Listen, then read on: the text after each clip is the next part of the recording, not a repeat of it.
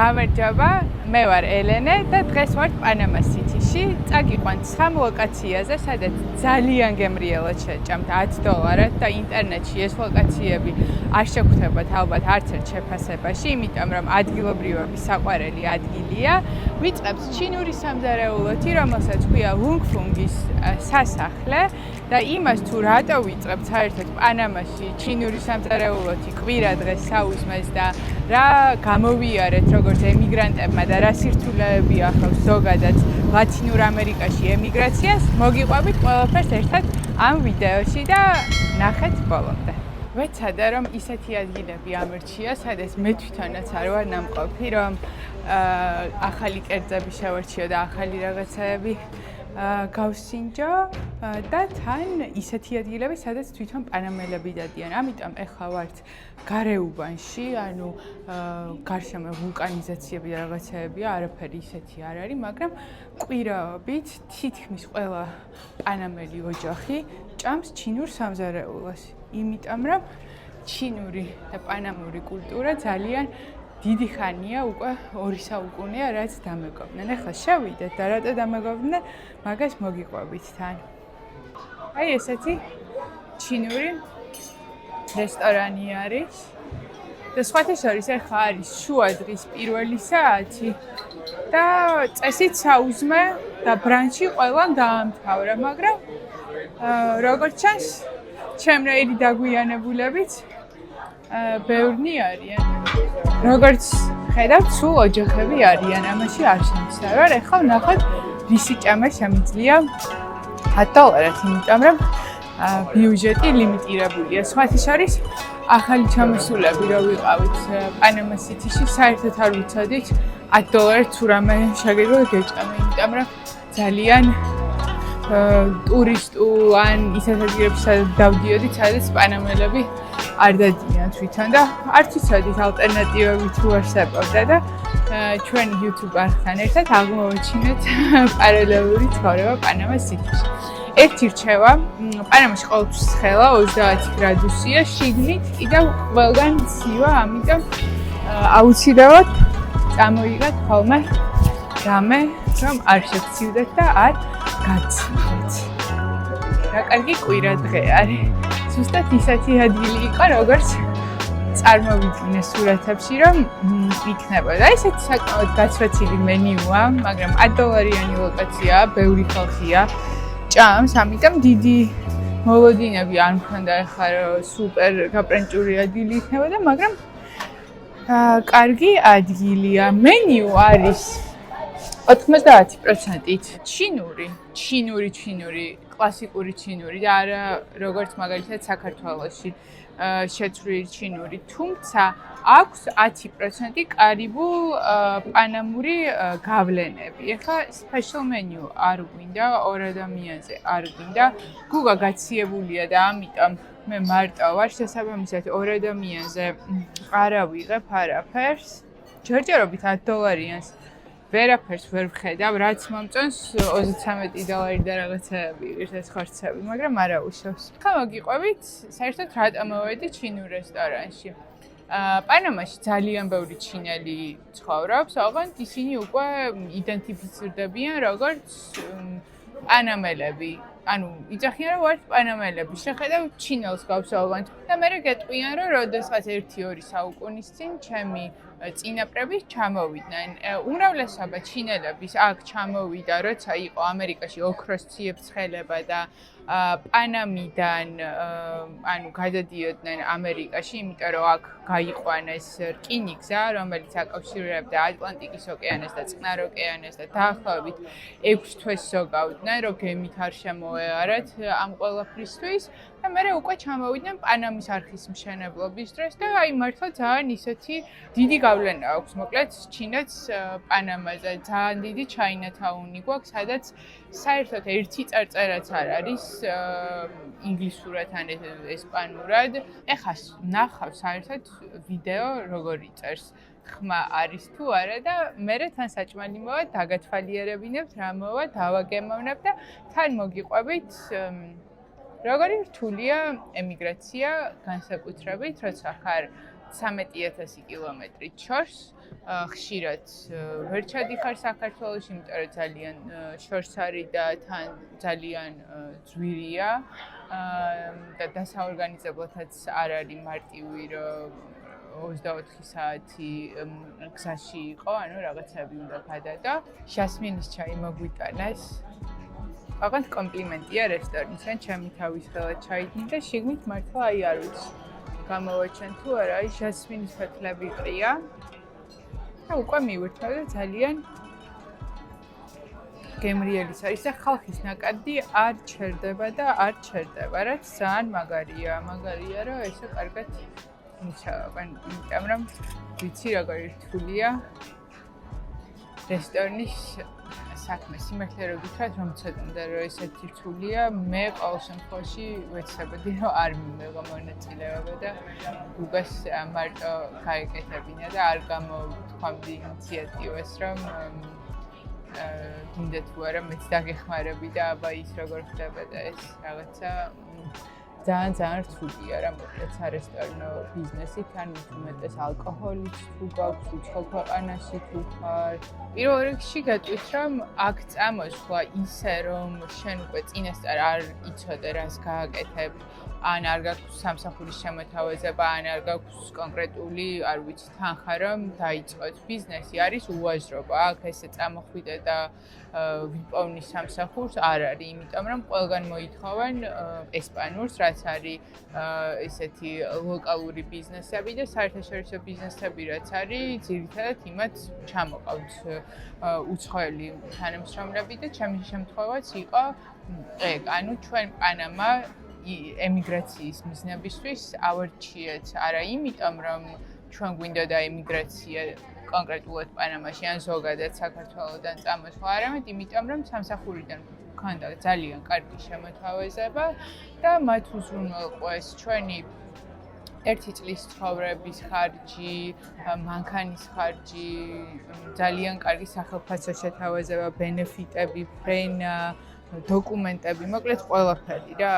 ამან ძალიან გაგვიმარტივა, მე ბიზნესის გახსნაც, ბანკთან ურთიერთობა, იმიტომ რომ საბანკო ანგარიშის გახსნა კომპანიისთვის ძალიან რთულია. ყოველ შემთხვევაში ლეგალურად ვინც საქმიანობს იმ კომპანიისთვის. ესე სოპა. მოვიდა პირველი სუპი. აი ნახეთ, ესეთი ხორცეული სუპია. ვუჩონგ, რაღაცა ეგეთი ქვია, სახელებზე ძალიან გქონთ, არ გამოკრიტიკოთ, რომ ვერ დავიმახსოვრე, მაგრამ რასაც ხედავ არის ზუკინი, არ მახსოვს ქართულად რა არის, დაცლილი და მოხარშული და ზემოდან აქვს ქათმის ხორცი და შებოლილი ღორის ხორცი. ჯერ გავსინჯოთ ღორის ხორცი. მოხარშულია და ოღონდ გარედან რაღაც ცოტა შებოლილი ეფექტი აქვს. გემრიელია. ნახოთ ეს პირმენი დამპლინგი. ბავშვობა გამახსენდა. სახლში პირმენებს რა ვჭამდით არაჟნით სკოლის მერე. ბულიონის გემო აქვს ბოსტნეული. მოკლედ იმის თქმა მინდა რომ პანამაში თუ ზუსტად არიცით რომ აქედან გექნება შემოსავალი ემიგრაცია არ ღირს, იმიტომ რომ თვითონ დოკუმენტების დამუშავება ძალიან ძვირია, იურისტი ძალიან ძვირია.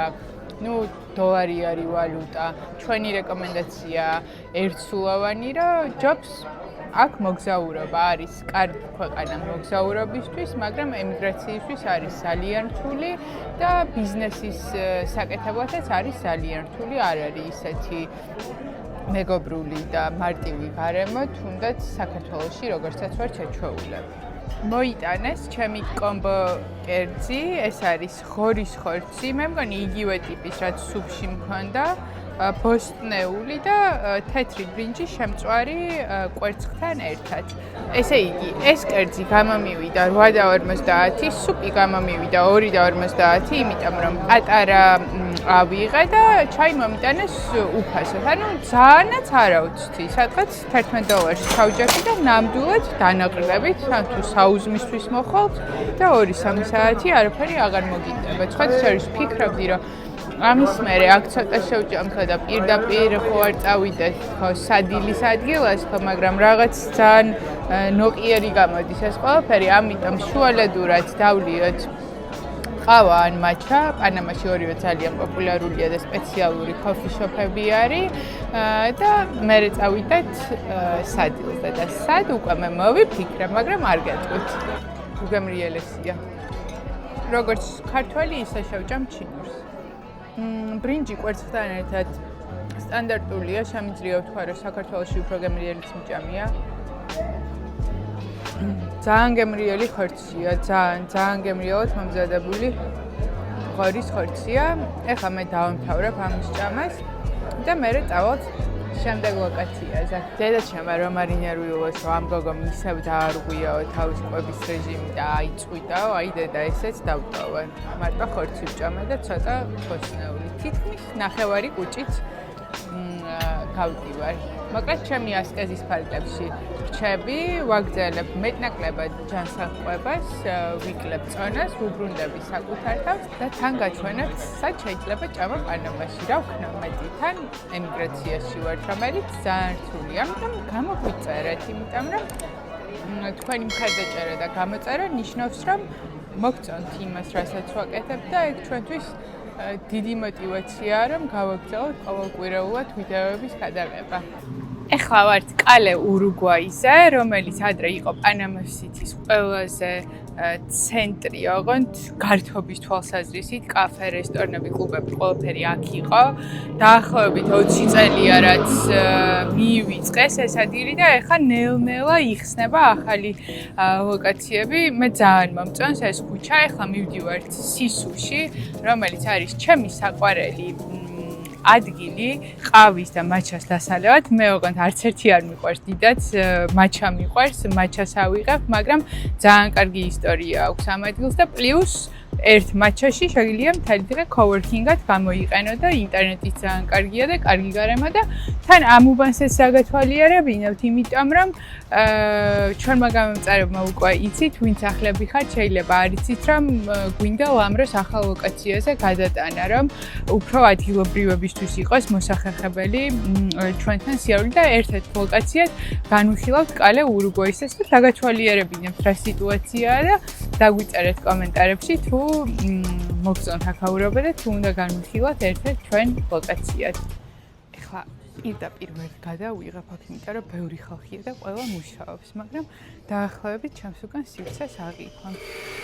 ამ ადგილს ქვია სისუ, როგორც გითხარით და ეს არის პანამაში ყველაზე დიდი და ყველაზე ძვირიანი ყავების მამულების კაფე, რომელსაც ლამასტუსის ოჯახის მამულებს ეძახიან. თავისი ყავებიც აქვთ, აი მაგალითად. აი შარშან გაყიდეს 800 გრამი თავისი გეიშას ყავა $25,000 ელექტრონულ აუქციონზე. ანუ ისეთი ფასის ყავებს აკეთებენ და ისეთ სეგმენტზე, რომ ძირითადი ნაწილი პანამაში არ რჩება, მიდის ემირატებში, ქუვეითში, ჩინეთში, სამხრეთ კორეაში ეტყობა ძალიან ყავის მოყვარულები ცხოვრობენ. მე ვერ წარმომიდგენია, რომ 25,000 ყავაში გადავიხადო, რა ვქნა, არ მიყვარს ყავა. მაგრამ თქვენი ხათრით და აქაურობის ხათრით ავიღებ მაჩას, თან ხშირად დავდივარ ხოლმე და ძირითადად მაჩას ვიღებ, ან ჩაის.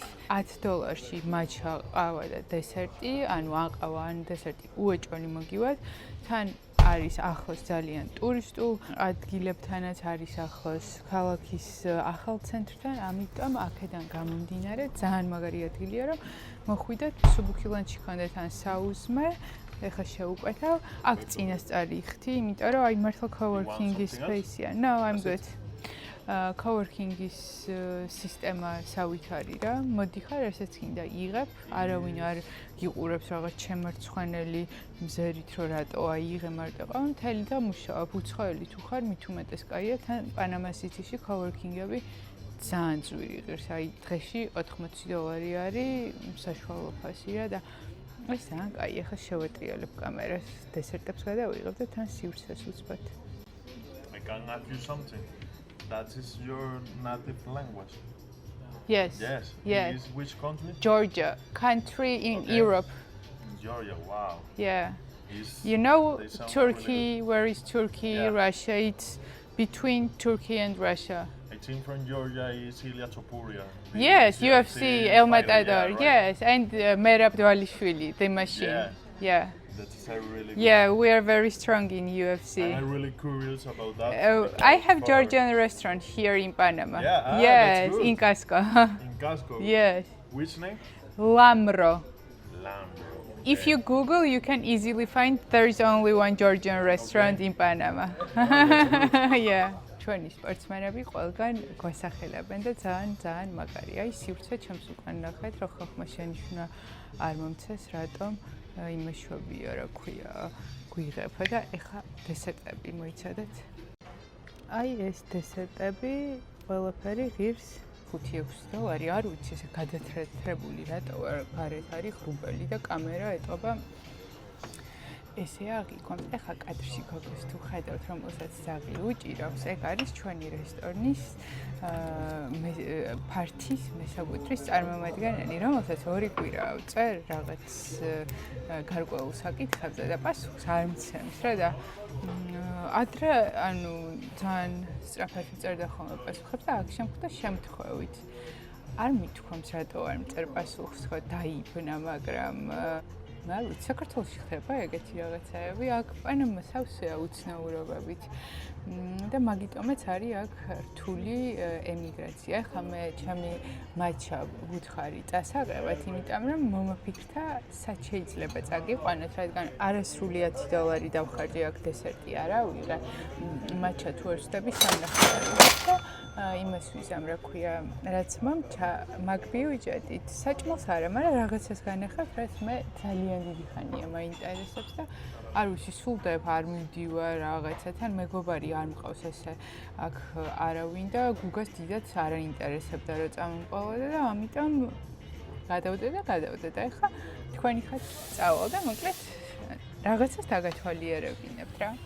მაჩა მომიტანეს ცხელი ჩაო. ყველა ლაპარაკობს, რომ ილია საიდანაც არის, იმ ქვეყნიდან ვარ და ქართული რესტორანი გვაქვს. მაგარია და ახალი კლიენტები გვეყოლება. წავედით შეპირებულ საიდუმლო ლოკაციაზე. მოვედით ჩემს ლოკაციაზე და სიურპრიზად დამხდა პანამის ორკესტრის რეპეტიცია, რომელსაც ახლა თქვენს განახებთ რა ხდება.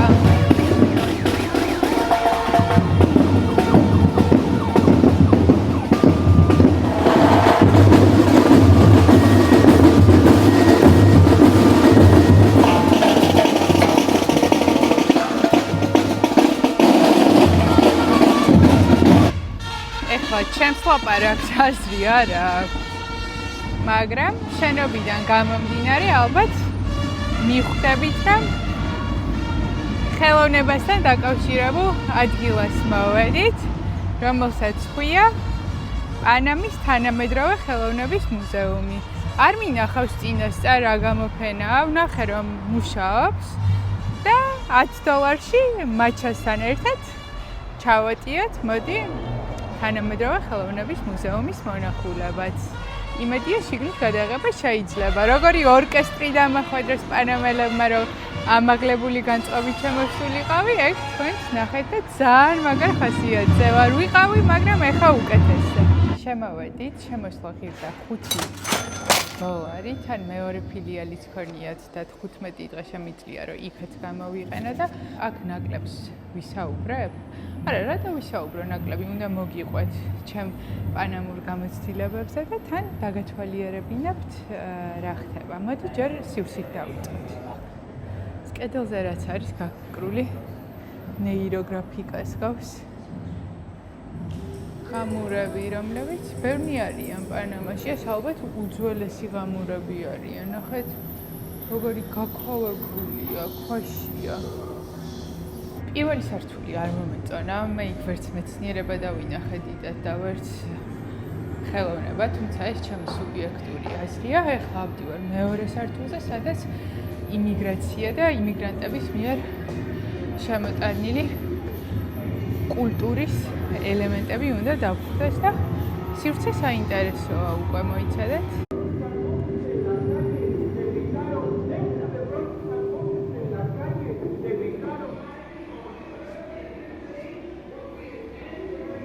ცოტა საშიში არის. თან მარტო ვარ ამ სართულზე. და უცნაურადაც ვიათ. Yamamoto, ოღონდ ჭრელი.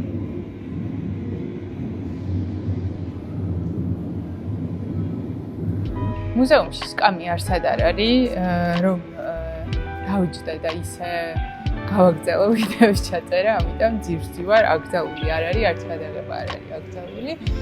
არც ამაზე ხელი შეხება, აი ესეთი გამოფენა დაგხვდა იმიგრანტების ეროვნების მიხედვით პრინტებით არის გაკეთებული ტანსაცმელი და ადამიანის პროტოტიპები, ცოტა საშიშია, იმიტომ რომ გონია რომ იყურავს იქიდან აქედან ხალხი და ეხლა რაღაცა უო შეიძლება თქვან, მაგრამ ვიდეო მაქვს ლაივში იცოდეთ და ნახავ ყველაფერს ჩემი გამომწერები. და რისი თქმა მინდა ახლა კიდე პანამასთან დაკავშირებულ სირთულეებზე, ცხოვრებასთან დაკავშირებულ სირთულეებზე. თავიდან რომ ჩამოვედით პირველი წელი მართლა გავიდა ძალიან საინტერესოდ, იმიტომ რომ რამდენიმე თვე შაბათ-კვირა სულ მოგზაურობდით და ყველა დასვენების დღეს რაღაცა კუნძულზე მივდიოდით და ესე ვთქვათ, უფრო ტურისტულ რეჟიმში ვიყავით. მე ვმუშაობდი გუგა რესტორნის ფარცეძებდა და აი რაღაც ძალიან გადართული ვიყავით სხვა საკითხებზე, ვიდრე თვითონ ცხოვრება და აი რომ დაჟდები და დაფიქრები, რომ სად ვცხოვრობ. და აი ჩემთვის მაგალითად კი ბუნება კარგია და საინტერესოა და ყველაფერი, მაგრამ ჩემთვის ძალიან მნიშვნელოვანია კულტურული ელემენტები და როგორი გამოხატვა არის ინდივიდუალიზმის. მე მაგ კუთხით მაგალითად ძალიან მიყვარს თბილისი, მიყვარს ამსტერდამი, მიყვარს მედელინი, იმიტომ რომ ბევრი ინდივიდუალური გამოხატულება ვნახე ადამიანის ნიჭის. ეს თუნდაც შეიძლება იყოს განსხვავებული რაღაცა ნიშური კაფეები, წიგნის მაღაზიები, მარტო მუზეუმებს და რაღაც ოპერებს არ გულისხმობ.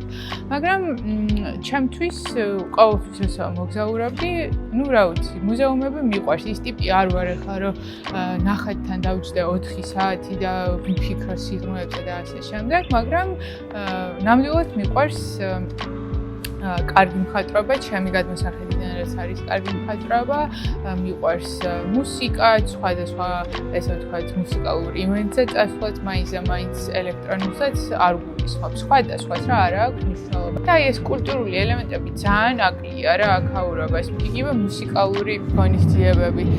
მარტო არის ლათინური ტიპის და არის რეგატონია ეს რაღაცა კარიბული, რაც კაი ერთხელ ტახვალ, ორჯერ ტახვალ, მაგრამ სხვა რაღაცაებიც გინდა, თუნდაც კლასიკური მუსიკა, არ ვიცი, როკი, ელექტრონული, აი საერთოდ არ არის რა ეგეთი რაღაცები და აი როცა უკვე 2 წელია ცხოვრობ, 3 წელია, ну აი რამდენ კუნძულზე წახვალ რა, გინდა რომ ცოტა სხვა რაღაცაებიც შეიქმნა და ქალაქში უფრო მრავალფეროვანი ცხოვრება იყოს თვითონ და აი ეგ კულტურული დანაკლისი ნამდვილად გვაქვს ძალიან ორივეს და თუ ვინმე ხანგრძლივად აქ ცხოვრებას განიხილავთ, უნდა აუცილებლად დაფიქრდეთ მაგაზე. ამ ვიდეოს ჩაწერა სანამ დავგეგმავდი, ჯერ წარმოვიდგინე როგორი ფოტო მინდოდა ყოფილიყო პირველ წამებში რა, ანუ უბრალოდ cover-ზე და იმაშობოდი რაღაც ესე წარმოვიდგინა რომ ბურგერი უნდა ჩამეკპიჩა გერმრიელად და ეგეთი ფოტო უნდა ყოფილიყო ხო და მე მგონი დღეს ძალიან ცოტა კალორია ვჭამე, ვიდრე შეეძლო ადამიანს ეჭამა, რომელიც უკვე ლოკაციაზე იყო, ბრინჯიც მოვტოვე, სუპიც მოვტოვე, დესერტი არ ვჭამე და დღის დასასრული სადილი დავიმსახურე ქალაქში ყველაზე ცნობილ საბურგერეში, რომელსაც ქვია ანტიბურგერი, ეს არის სან-ფრანცისკოს უბანში, სადაც ვცხოვრობ და ასევე ეს მეორე ლოკაციაა, სადაც განვიხილავთ ჩვენი რესტორნის გადმოტანას. ძირითადად პატარა საცხოვრებელი სახლები თავის ეზოებით არის გადაკეთებული პატარა კარგ რესტორნებად და კაფეებად, ესეთი სივრცე არის, აქ ბევრი რაღაც არის $10. ეხლა კვირა არის, მაგრამ ორშაბათობით ეგეთი აქცია აქვს, რომ საერთოდ $5 2 ბურგერს გაძლევენ, მაგრამ მე $10 შევჭამ 1 ბურგერს და თან გავაგზავნებ ჩვენი ემიგრაციის წუწუნებს. ნახოთ ეხლა სად უნდა შევუკვეთო. Disculpa, ordena acá? ესეთი საყვარელი ადგილია რაღაცა. კომბო 9:50 ეღირებოდა მოყვება free და Coca-Cola, მაგრამ მე მინდათ არც ერთზე ავიგიშდები, ამიტომ რო ანახევრად შევჭამ ჩიმი მაიოს, რომელიც არის საქონლის ხორცისგან, ამერიკული ყველი, მოცარელა, ბეკონი, შიმიჩური, მას მაიონეზი და რაღაცა საუსი და ვნახოთ როგორი გამავა. ოკეი. გადავიხადოთ 8:50. Gracias. ეხლა დაგათვალიერებინებთ სიტუაციას. Highway hall-ში სიგრილია და მუსიკა არ არის. რაღაცა სერტიფიცირებული კამეჩის ხორცია? ანგუსი კამეჩია, ხო არ მეშლება. შეიძლება არ არის. მოკლედ რაც არის. აქ გრილაო, აქ მუშაობა შეიძლება. მე მგონი ახალი coworking-ი ვიპოვნე $10. საბუთები თავიდან არაფერი პრობლემა არ შექმნია, იმიტომ რომ სამსახურიდან გამომდინარე გაკეთდა მოწვევა ოჯახზე და თან მაშინ ქართველებზე არ იყო ვიზის მოთხოვნა და ჯერ ჩამოვიტანეთ გარკვეული საბუთები საქართველოდან, რაც მოგთხოვეს და მერე აქ ყოფნის პროცესში ავიღეთ ცხოვრების ნებართვა, სამუშაო ნებართვა და ვიზა.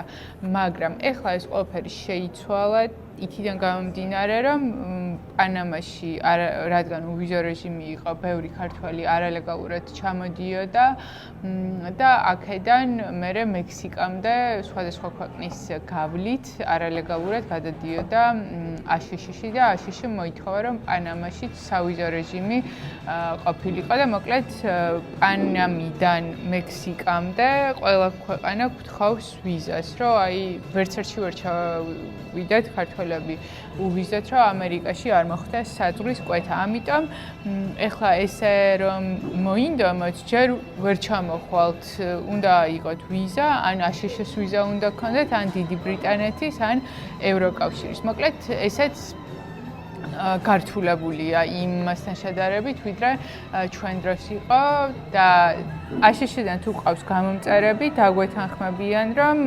საქართველოში აი ყველაზე მაქსიმუმ ალბათ წელიწადში 2 ჯერ ჩახვი და ისიც გიწევს გამზადდა ჩემი ბურგერი. როგორ დავამშვიდო ეს ახლა? არ მშვიდდება, უნდა წავიდე და მოვიტანო და გავაგრძელებ ლაპარაკს. მოვიდა ჩემი ბურგერი, უბრალოდ მე მივაკითხე, არ ვიცი ჩანვარ თუ არა, ოღონდ იმედიო ჩანვარ. დემოკრატიული ზომის ბურგერს გავს, აი ნახეთ ახლადან. გავსინჯოთ ჩემი კვირაობით $8 და 2 შაბათობით $4 ბურგერი.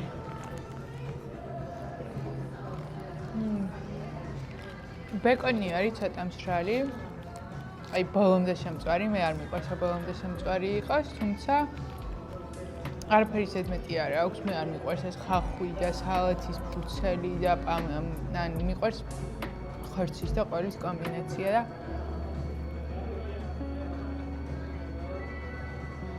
ძალიან გამიერთია. აუქნა მისა ძალიან გამიერთია მაგრამ ჩემი საყვარელი ბურგერი არის Wendy's Davis ბურგერი, Wendy's-ის Davis ბურგერი და აქვია მეორეს პორტაბელა მელთის ბურგერი, ორივე Wendy's-ში. Wendy's-ი არის ჩემი საყვარელი ბურგერები.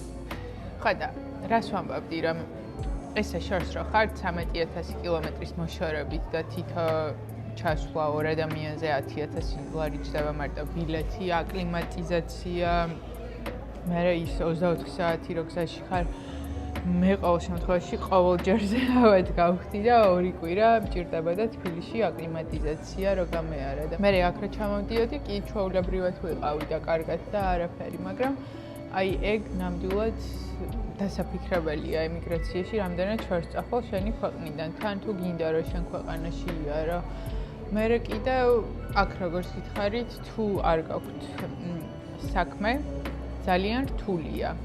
მაგრამ საკუთარი ბიზნესის გახსნა კიდევ უფრო რთულია. აი არ ვიცი, ძალიან რთულია, განსაკუთრებით თანამშრომლების პოვნის ნაწილში, ლიცენზიების მოპოვების ნაწილში. ძალიან ჩამორჩება პანამური და ლათინური ტემპი და კულტურა იმას, რასაც ჩვენ შევეჩვიეთ საქართველოში ბოლო, არ ვიცი, 20 წლის მანძილზე. აქედან გამომდინარე, არ ვიცი ხა რამდენი ჩვენ გამომწერს აინტერესებს აქ საქმის დაწყება ან რამდენი განიხილავს ან აინტერესებს საერთოდ, ამიტომ ამას არ ჩაუხმავდებით, მაგრამ პირველ რიგში არის იურიდიული ხარჯები, ძალიან რთულია კარგი და სანდო და პასუხისმგებლიანი თანამშრომლების პოვნა და არც თუ ისე მეგობრული გარემოა უცხოელების მიმართ, თუნდაც ბანკების მხრიდან, მომწადებლების მხრიდან და ასე შემდეგ. სუბუქად რო ვთქვათ, ხშირ შემთხვევაში ტყუილის ან დისკრიმინაციის მსხვერპლი ხდებით, განსაკუთრებით მაშინ თუ არ იცით ესპანური და ჩვენ რო ჩამოვედით, საერთოდ ერთი სიტყვაც არ გვესმოდა. ეხლა კიდე რაღაცაზე შეგვიძლია რომ პასუხი გავიცეთ. მოკლედ ეს არის ჩემი $10 დღე. იმედია საინტერესო იყო თქვენთვის და უკვე დღის ბოლოა წავალ სახლში ავტვირთავ ამ ვიდეოებს, დავიწყებ შემდეგი ვიდეოს დაგეგმვას, მაგრამ ძალიან დაგვეხმარებით თუ კომენტარებში დაგვიწერთ რა გაინტერესებთ პანამაზე, ჩვენზე, ჩვენს რესტორანზე და მაგის მიხედვით გადავიღებთ შემდეგ ეპიზოდებს. დროებით და გამოგვიწერეთ.